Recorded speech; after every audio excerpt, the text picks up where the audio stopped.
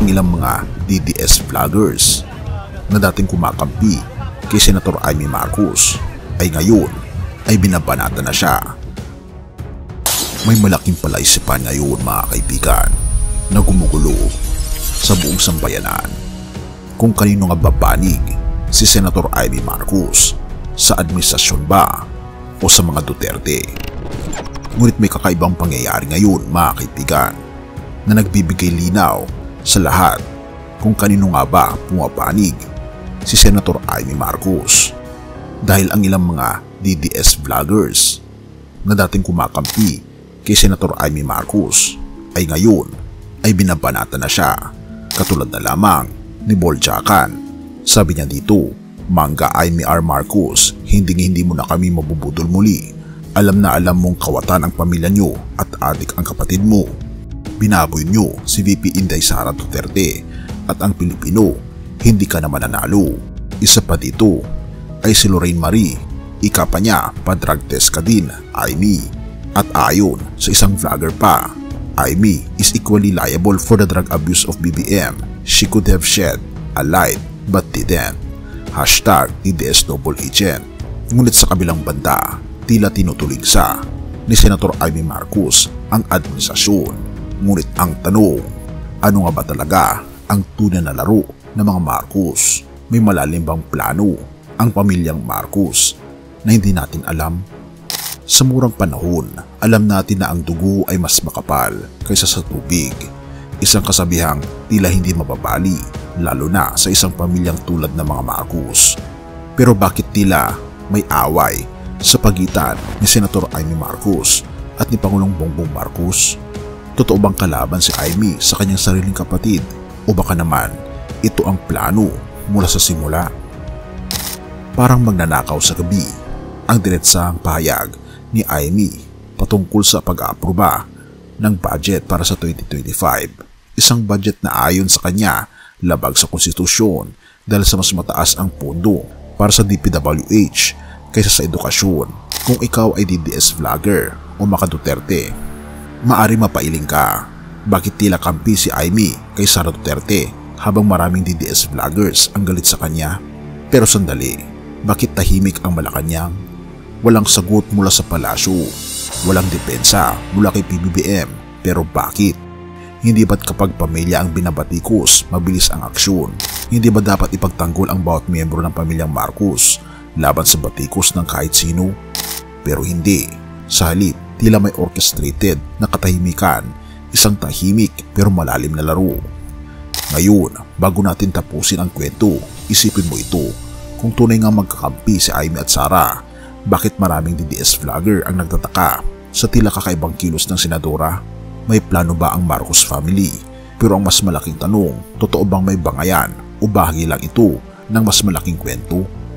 Sa politika, minsan ang pinakamalakas na pahayag ay katahimikan. Tahimik ang palasyo, pero nakakagulo ang paligid. Sinisilip ng bawat kampo ang bawat galaw, pero naririto ang twist. Kung tunay ngang kalaban si Amy, bakit hindi siya pinapansin ng Malacanang? Hindi ba't ang hindi pagsagot ay maaaring senyalis ng pagtitiwala? O baka naman bahagi ito ng mas malaking laro ng kapangyarihan? Kung titignan mo ng mabuti, mapapansin mong si Senator Amy Marcos ay may kakaibang diskarte, tila palaban pero hindi lumalagpas. Isang masterclass sa politika. At kung iisipin, sino pa ba ang makakaintindi sa kanya kundi ang kanyang sariling kapatid? Ika nga, blood is thicker than water. Pero sa larangan ng politika, mas makapal ang plano kaysa sa galit. Sa huli, ang tanong ay hindi kung kalaban si Senator Amy o hindi, kundi kung ano nga ba ang layunin, ang totoong layunin ng kanilang pamilya. Sila ba ay nagkakalat ng drama upang ilihis ang atensyon ng bayan? O baka naman lahat ng ito ay bahagi ng isang estratehiyang hindi pa natin lubos na uunawaan? Abangan ang susunod na kabanata. Mateo 10 verse 16. Narito, sinusugo ko kayo na parang mga tupa sa gitna ng mga lobo. Kahit magpakatalino kayo ng gaya ng mga ahas at maging maamo ng gaya ng mga kalapati.